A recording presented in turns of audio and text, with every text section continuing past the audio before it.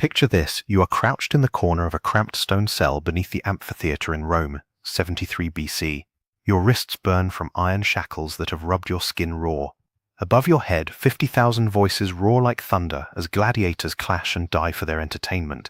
The smell of blood and sawdust drifts down through the grates, mixing with the stench of fear sweat from 24 other men pressed around you in the darkness. Your name is Marcus, though you were born Cleomenes in Thrace before Roman legions dragged you in chains across half the known world. Tomorrow they will oil your body, hand you a sword you barely know how to hold, and shove you into that killing ground above. But tonight, in this suffocating pit, something extraordinary happens.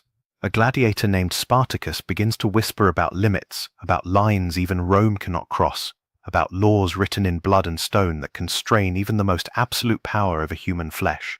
You listen, hardly daring to breathe, as he speaks of boundaries you never knew existed in this world, where you are property, where your body belongs to another man as completely as his horse or his wine cup.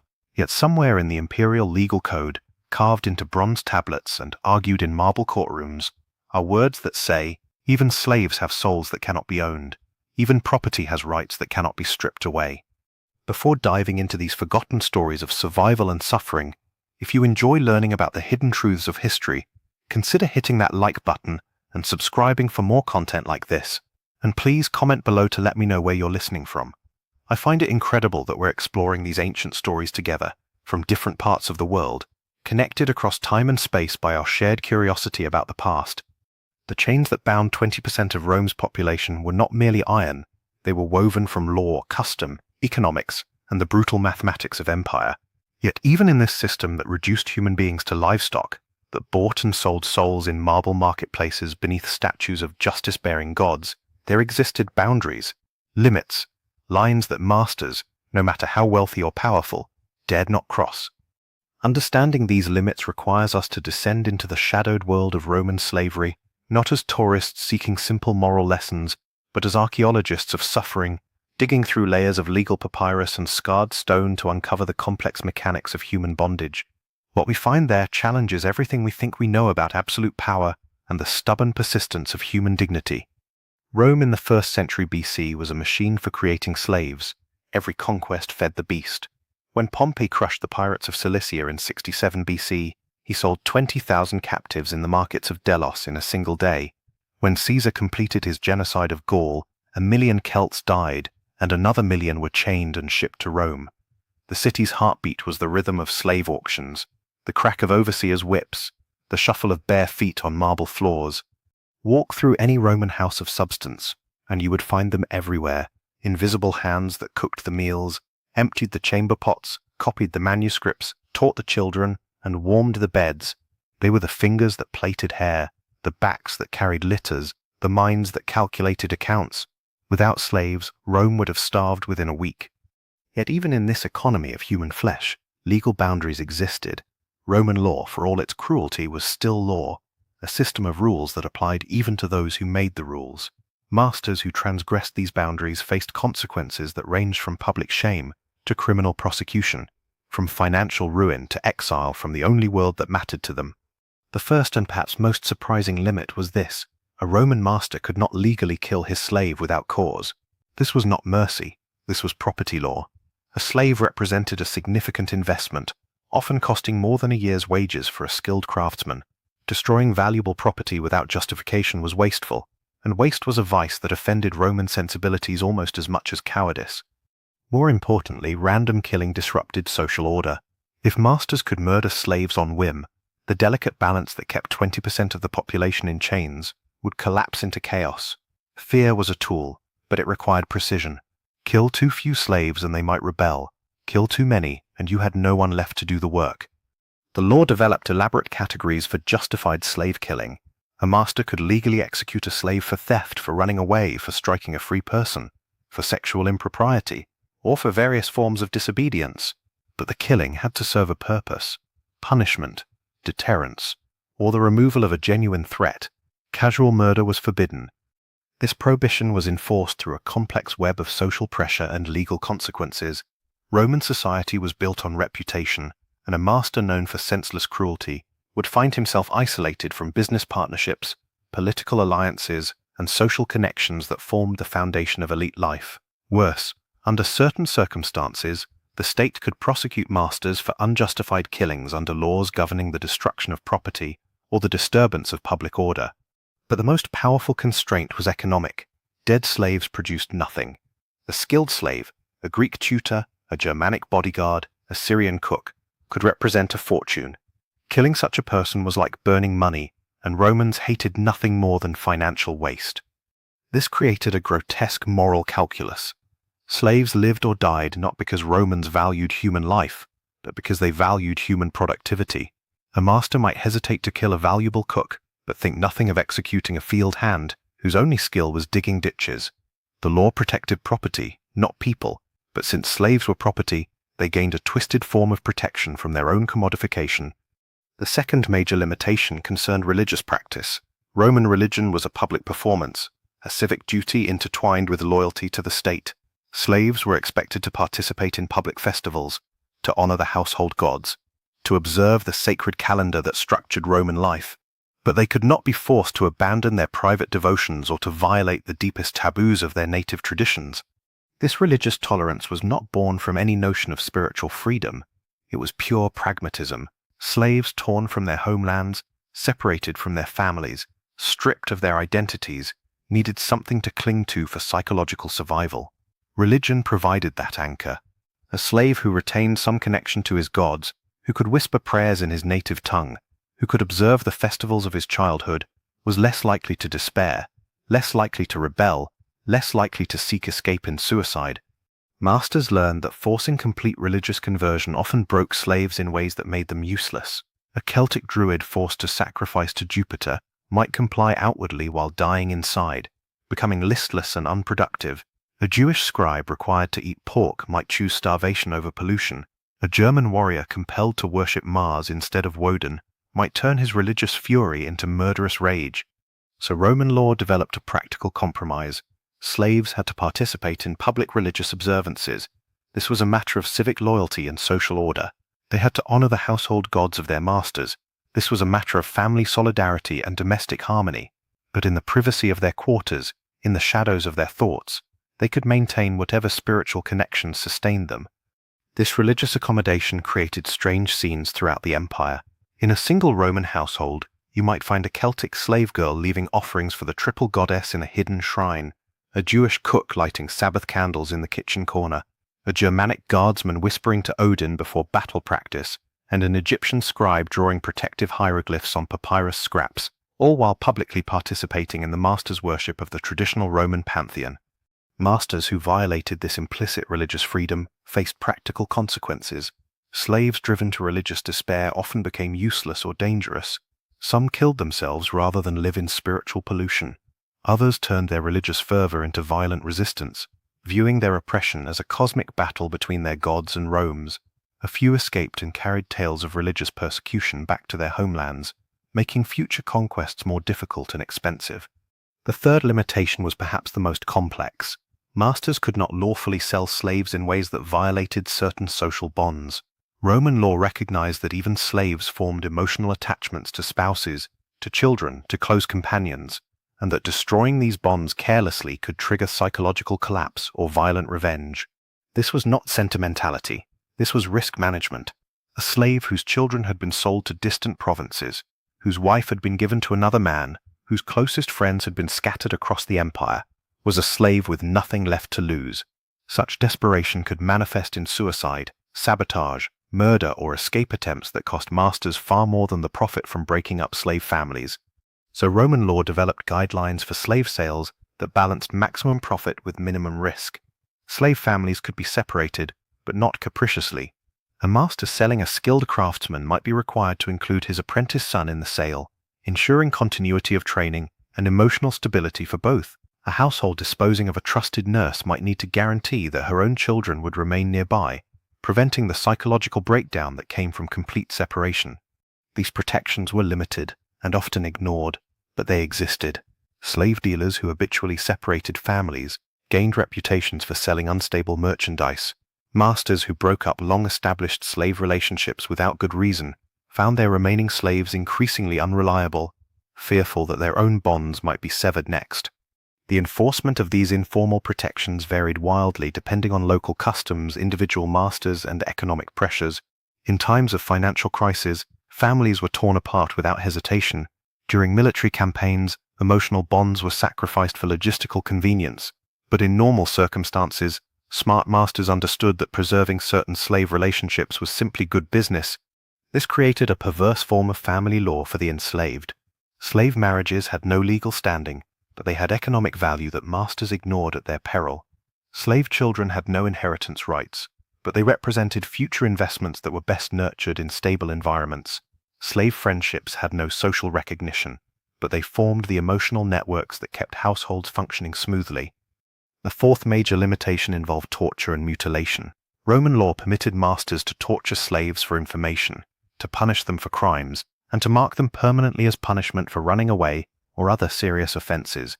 But this violence had to serve specific purposes. It could not be random sadism. Torture was regulated by legal precedent and social custom.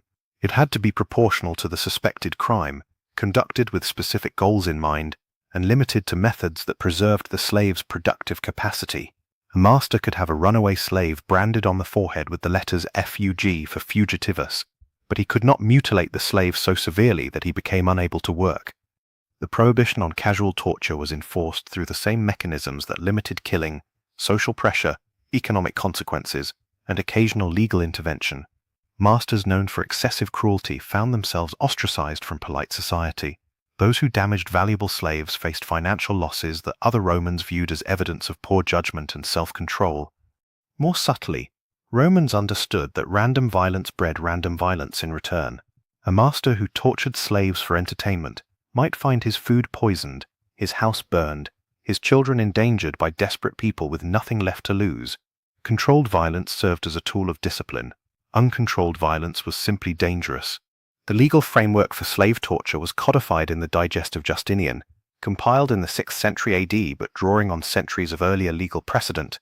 Slaves could be tortured to extract confessions in criminal proceedings, but only under specific circumstances and with particular safeguards. They could be punished physically for violations of household rules, but the punishment had to fit the crime and serve a clear disciplinary purpose. These limitations created a complex moral landscape, where cruelty was regulated rather than prohibited. A master who whipped a slave for stealing bread was within his legal rights. A master who whipped a slave because he enjoyed hearing screams was violating social norms even if he faced no formal punishment. The difference was intent, proportion, and purpose, concepts that offered slaves minimal protection but established important precedents for the limitation of absolute power. The fifth restriction concerned the testimony of slaves in legal proceedings. Roman courts recognized that slaves might be coerced into giving false testimony by their masters, creating a fundamental problem for the administration of justice. If masters could force slaves to lie under oath, then slave testimony became worthless as evidence and dangerous as a tool of legal manipulation. Roman law developed an elaborate system for handling slave testimony that balanced the need for evidence with awareness of coercion. Slaves could testify in court, but their words carried less weight than those of free citizens. More importantly, slaves could only testify against their masters under extraordinary circumstances, typically involving treason, murder, or other crimes that threatened the state itself. This limitation was enforced through both legal procedure and social pressure. Masters who were suspected of coaching slave witnesses found their reputations damaged and their testimony discounted in future proceedings. Courts developed techniques for detecting coach testimony, including separate interrogation of multiple slaves and comparison of their accounts for suspicious similarities. The restriction on slave testimony served multiple purposes. It prevented masters from using slave witnesses to frame their enemies or to escape accountability for their own crimes. It acknowledged that slaves under torture or threat might say anything to end their suffering. Most importantly, it recognized that justice required some degree of independence between witnesses and the parties they testified about. But this protection was limited and contradictory. While slaves could not easily testify against their masters, they could be tortured to extract testimony about their master's enemies. While their words carried less legal weight, they could still be punished severely if their testimony was deemed false or insufficient. The law protected slaves from some forms of exploitation, while exposing them to others. The sixth limitation was economic. Masters could not waste slave labor in ways that damaged the broader economy or violated community standards. This was not a law written in any code. It was a social pressure enforced through ostracism, business boycotts, and political exclusion. Roman society was intensely competitive, with families and individuals constantly vying for status, wealth, and influence. A master who squandered valuable slave labor on frivolous projects, who failed to maintain his slaves' health and productivity, or who used slaves in ways that offended community sensibilities would find himself excluded from the networks of reciprocity that made elite life possible. This economic constraint was particularly important in skilled trades and intellectual work. A master who owned Greek scholars, Syrian physicians, or Gallic metal workers had a social obligation to employ their talents appropriately. Using a trained physician as a field hand or a skilled scribe as a gladiator was seen as wasteful and offensive, like using fine wine to wash floors or burning masterwork sculptures for fuel. The enforcement of this constraint was subtle but powerful. Masters who misused skilled slaves found that other elite Romans refused to lend them money, declined their invitations, excluded them from business partnerships, and spread rumors about their poor judgment and lack of cultivation. In a society where reputation was everything, such social punishment could be devastating. This created an odd form of protection for educated and skilled slaves. Their specialized knowledge gave them value that masters ignored at their peril. A Greek tutor who taught philosophy and rhetoric was too valuable to waste in the mines. A Germanic metal worker who could forge superior weapons was too useful to sacrifice in the arena. A Jewish banker who understood international finance was too profitable to destroy through casual cruelty. But this protection was entirely dependent on economic value and social expectations. Unskilled slaves, field hands, domestic servants, laborers enjoyed no such safeguards. Masters could waste their labor, abuse their bodies, and destroy their lives without facing significant social consequences. The system protected valuable property while offering nothing to those whose only worth lay in their capacity for back-breaking toil. The seventh and perhaps most important limitation was this: masters could not lawfully prevent slaves from earning and keeping small amounts of money through their own labor. This principle, known as the peculium, created a parallel economy within the slave system that offered minimal but crucial opportunities for enslaved people to improve their circumstances. The peculium was property that slaves held with their master's permission, usually money earned through extra work, tips from clients, or profits from small business activities conducted in their spare time. Masters retained legal ownership of this property and could confiscate it at will, but social custom and economic interest usually protected slaves' small accumulations. This system served multiple purposes. It gave slaves an incentive to work harder and behave better, since good conduct could lead to opportunities for earning extra money. It allowed slaves to save toward purchasing their freedom, creating a safety valve that reduced the pressure for rebellion or escape. Most importantly, it acknowledged that slaves were human beings with desires, ambitions, and the capacity for economic activity. The peculium created complex relationships between masters and slaves that went far beyond simple domination. A skilled craftsman might use his peculium to purchase tools that made him more productive, benefiting both himself and his master. A domestic servant might save her tips to buy better clothing, improving her appearance and reflecting positively on the household status.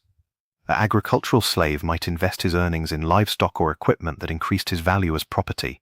Masters who interfered with the peculium without good reason faced social criticism and practical problems.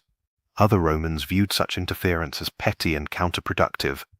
More importantly, slaves whose small savings were arbitrarily confiscated often became sullen, unproductive, and potentially dangerous. The peculium also created opportunities for freed slaves to help their friends and relatives still in bondage.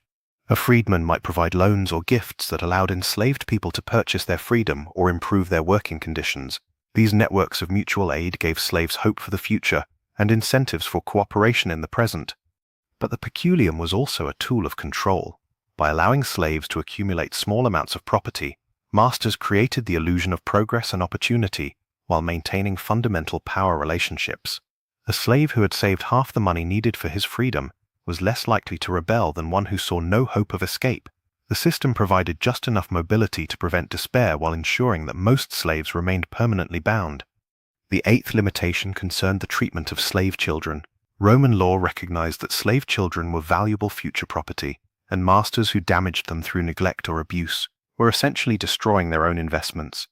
More subtly, Romans understood that children who grew up under extreme brutality often became psychologically damaged adults who posed ongoing risks to household safety and productivity.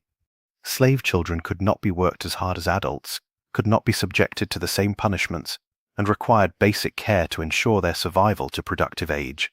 These protections were minimal. Slave children still faced separation from their parents, sexual exploitation, and preparation for lives of servitude, but they existed as practical constraints on master behavior. The care of slave children was also influenced by Roman cultural values around childhood and family. Romans idealized certain aspects of family life, and households that visibly mistreated children, even slave children, faced social criticism. Masters who were known for cruelty toward the young found their reputations damaged in ways that affected their standing in the community.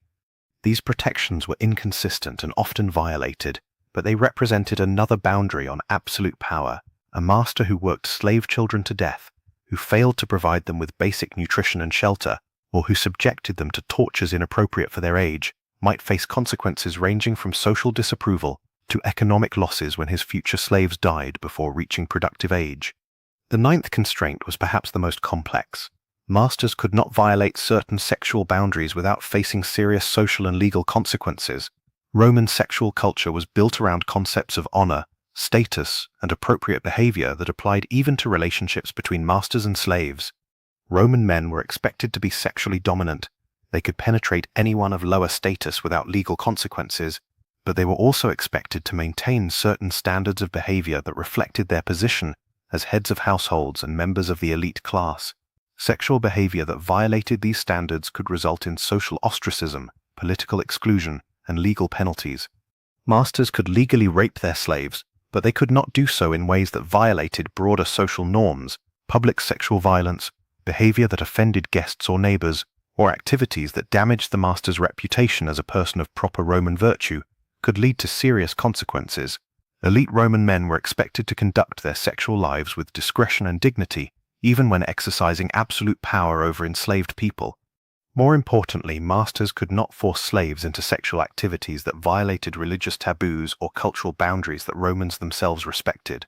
A master who forced a Jewish slave to participate in sexual rituals associated with foreign cults, or who required Germanic slaves to engage in behaviors that their warrior culture considered utterly shameful, might face resistance that escalated into violence or suicide. The sexual exploitation of slaves was ubiquitous and largely legal, but it was not entirely unregulated. Masters who were known for particularly degrading or public sexual violence found their social standing damaged. Those who drove valuable slaves to suicide through sexual abuse faced economic losses. Most importantly, sexual behavior that suggested the master lacked self-control or proper Roman virtue could undermine his authority in other areas of life. These sexual constraints were minimal and inconsistently enforced, offering little real protection to enslaved people. But they represented another example of how even absolute power operated within cultural boundaries that could not be crossed without consequences.